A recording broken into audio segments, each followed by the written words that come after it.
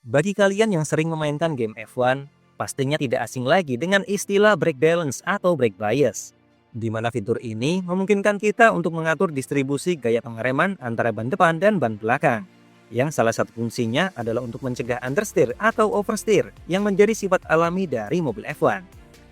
Settingan brake balance di mobil F1 umumnya adalah front bias atau menempatkan lebih banyak tekanan rem kepada ban depan di kisaran 60-40 atau 55-45 dengan alasan karena bobot mobil F1 cenderung bergeser ke depan saat pengereman. Sedangkan ketika wet race, pembalap akan mengubah brake balance-nya menjadi rear bias untuk mencegah ban depan alami lock up.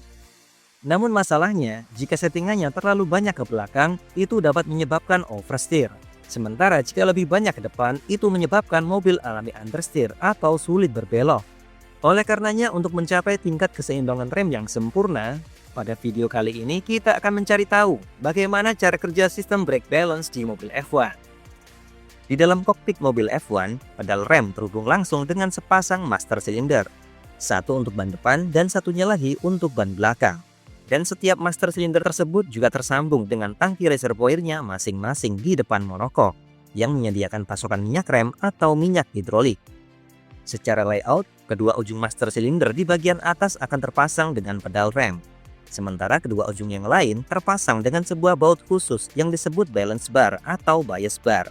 Jadi saat pembalap F1 mengubah brake balance mobilnya, atau jika kalian pernah mengganti setelan brake balance di game F1, komponen bias bar inilah yang diutak-atik settingannya. Jadi karena ada sepasang master cylinder di dalam mobil, bias bar ini akan mengatur tekanan rem di antara kedua master cylinder agar sesuai dengan distribusi bobot mobil saat pengereman dalam berbagai kondisi. Dan untuk melakukannya, settingan bias bar dapat diubah dengan sangat mudah melalui tombol-tombol di steering wheel. Ketika mobil F1 mengerem, terjadi sebuah peristiwa yang disebut load transfer, atau sebagian bobot mobil berpindah dari belakang menuju bagian depan, sehingga hal ini membuat bagian belakang mobil terasa lebih enteng dan kekurangan grip. Sementara kebalikannya, tekanan yang diberikan ban depan terhadap permukaan aspal menjadi lebih tinggi. Fenomena ini juga membuat kapasitas pengereman ban belakang menjadi lebih kecil daripada ban depan, karena bisa dibilang bagian belakang mobil kurang menempel dengan aspal. Jadi meskipun mesin F1 terletak di bagian belakang, perpindahan bobot ke bagian depan saat mobil mengerem masih terlalu besar. Sehingga secara umum, settingan rem mobil F1 adalah front bias, seperti yang kami mention di awal video. Saat kondisi wet race, kekuatan rem akan berkurang, yang berarti fenomena load transfer juga tidak sebesar dibandingkan saat cuaca kering. Oleh karenanya, untuk memungkinkan ban depan berputar lebih stabil ketika mengerem saat hujan dan mencegah lock up, pembalap F1 cenderung membagi kekuatan remnya hampir seimbang. Katakanlah mendekati persentase 50-50. Jadi ketika pembalap mengubah brake balance mobilnya, katakanlah 60% front bias. Itu artinya titik tengah dari bias bar akan bergerak mendekat menuju master cylinder depan, atau kita sebut saja master cylinder 1. Dan master cylinder yang lebih dekat dengan bias bar inilah yang akan menerima tekanan pengereman lebih besar. Mengubah sistem brake balance berarti mengubah nilai variabel X. Atau dalam hal ini, jika dimensi X lebih besar daripada dimensi L master cylinder 2, maka sebagian besar kekuatan rem akan didistribusikan kepada ban belakang. Sedangkan jika dimensi X lebih kecil ketimbang dimensi L master cylinder 1, maka ban depanlah yang akan mendapatkan kekuatan rem lebih banyak. Sekarang bayangkan sebuah mobil F1 dengan settingan brake balance, misalnya 60%, melaju dalam kecepatan 300 km/jam di trek lurus. Lalu saat memasuki tikungan tajam, pembalap akan menginjak pedal rem sehingga menghasilkan gaya deselerasi dan membuat massa mobil bergeser ke bagian depan. Lalu kemudian saat kecepatan mobil mulai melambat menjadi 80 km/jam, pembalap akan melepaskan pedal remnya. Saat kecepatan mobil F1 mulai melambat inilah, persentase brake balance yang awalnya 60% harus turun. Misalnya di sekitaran 55% yang harus berubah secara dinamis.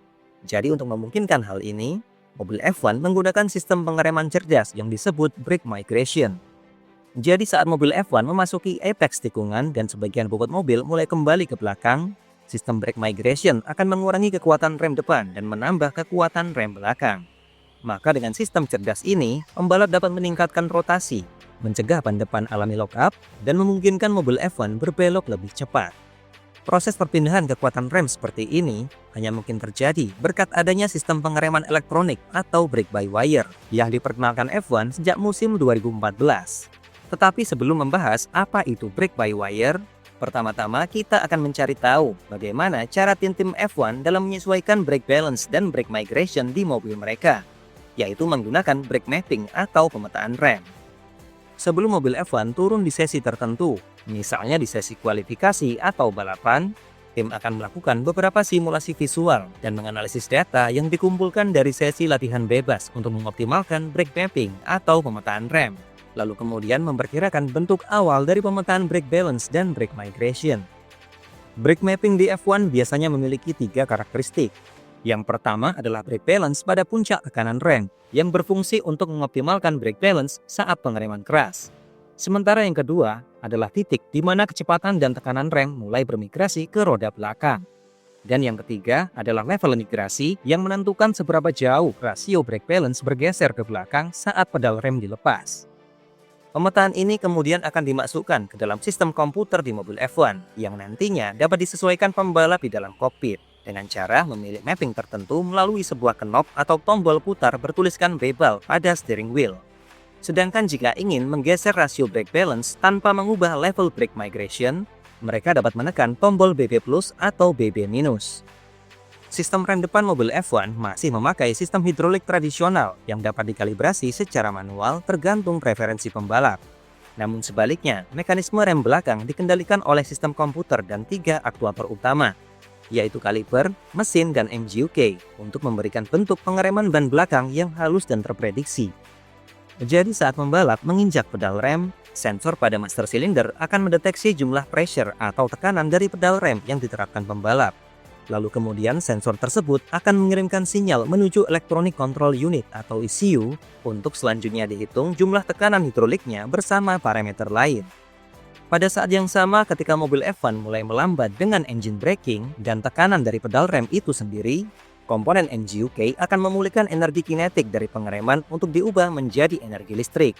Lalu fase berikutnya, sistem komputer atau ECU dapat mulai menghitung seberapa besar tekanan rem yang sebenarnya dibutuhkan pembalap, hanya dalam waktu sepersekian detik saja.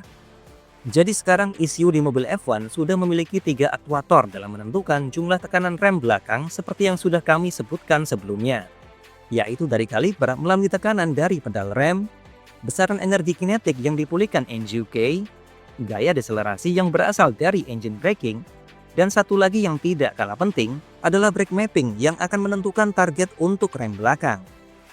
Maka berdasarkan 3 input parameter barusan, ECU akan mulai mengurangi jumlah tekanan rem sesuai kebutuhan berdasarkan settingan brake balance yang sudah dipilih sebelumnya. Lalu kemudian ECU tersebut akan mengirimkan sinyal menuju aktuator hidrolik atau katup move untuk memberitahu seberapa besar tekanan rem yang perlu dikirim menuju kaliper belakang. Karena sistem brake-by-wire di mobil F1 sepenuhnya bergantung pada komponen elektronik dan berbagai sensor, sistem ini pun dirancang dengan perangkat cadangan yang akan bekerja secara otomatis untuk memastikan keamanan pengereman jika terjadi kerusakan di antara aktuator, ECU, atau MGU-K. Dalam hal ini, tim F1 akan memasang komponen hidrolik standar atau sebuah pipa konvensional yang menghubungkan master silinder belakang dengan kaliper rem belakang secara langsung di mobil mereka. Sehingga metode ini pun membuat konfigurasi rem belakang menjadi sama persis dengan cara kerja rem depan. Namun karena fungsinya sebagai cadangan, sistem rem belakang tradisional tidak bisa dipakai terlalu lama. Dengan alasan ukuran cakram belakang yang terlalu kecil, tidak efisien dalam mengelola panas ekstrim. Oleh karenanya untuk mencegah rem belakang alami overheat ketika sistem brake-by-wire mengalami kendala, pembalap F1 biasanya memakai settingan front bias dengan rasio mencapai 7% lebih tinggi dari normalnya. Lantas apa pendapat kalian mengenai sistem brake balance dan brake migration di mobil F1? Silakan beritahu kami di kolom komentar dan jangan lupa berikan like, share dan subscribe jika menyukai video ini.